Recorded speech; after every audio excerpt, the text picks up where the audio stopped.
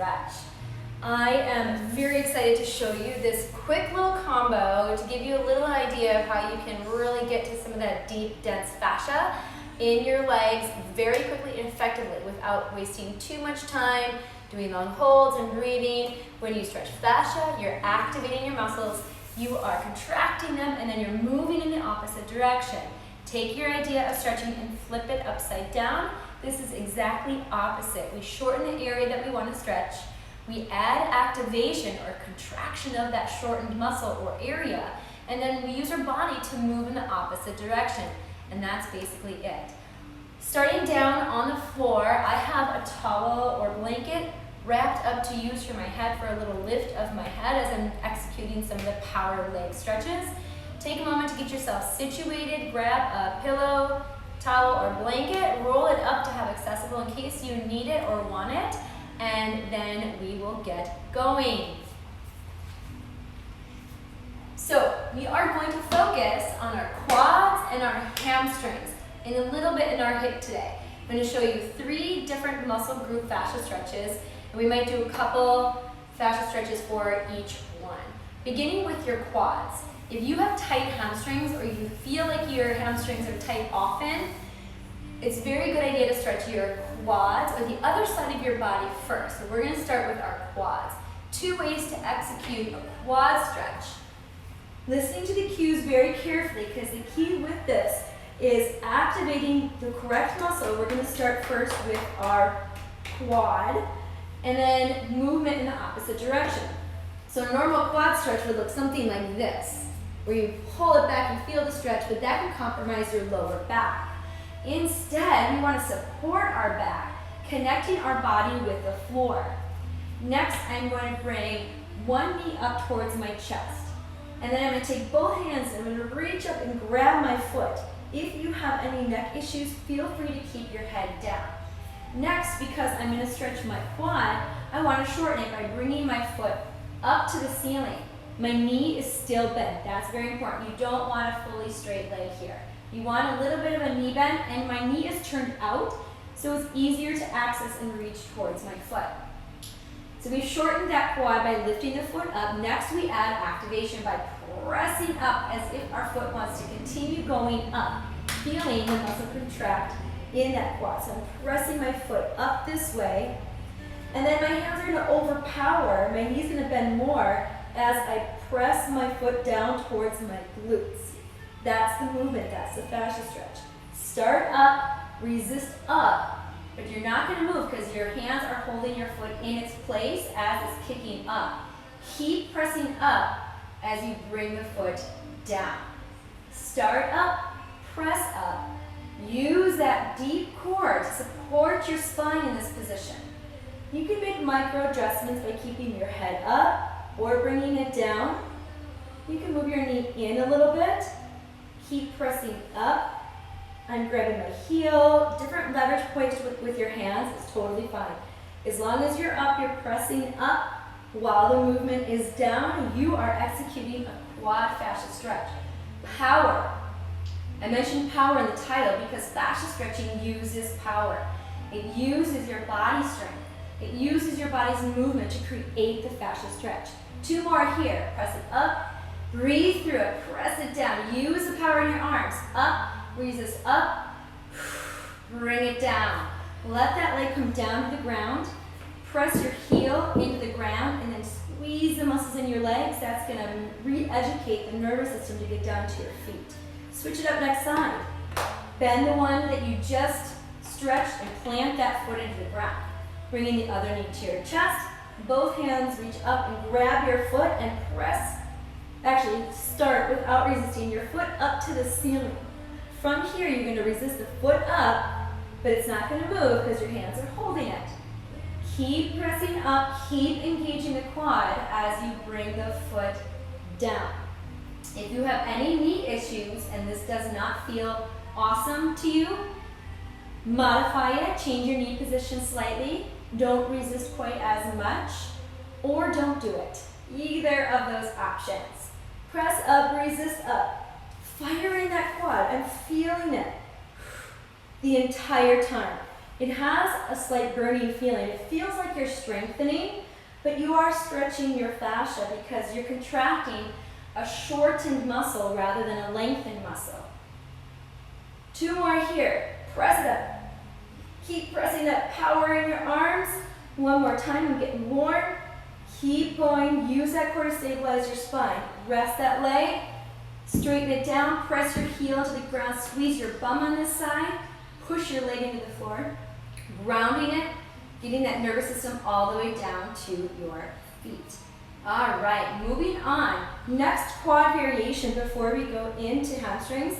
Bring one knee towards your chest and grab underneath the knee and take the other foot up and cross the ankle over. Notice I'm not here. I'm crossing just the ankle. Next, I'm going to stretch the quad on the one that's underneath. So I want to lift both of my legs up but keep my knees slightly bent. My arms are really strongly holding my right leg, or this is my right leg, the leg that's being stretched in place. Head up or down, press your bottom foot up into the top one. Your top one overpowers and draws your foot down towards your bum. Start up, resist up, fire that quad. We're doing really strong muscle contraction as I'm bringing the foot down. 3 more, up, press up. Arms are strong, cores engaged. 3. Press it up. Keep pressing it up. 2. 1 more time, everyone. Press it up. Thank you for those of you joining me. And release.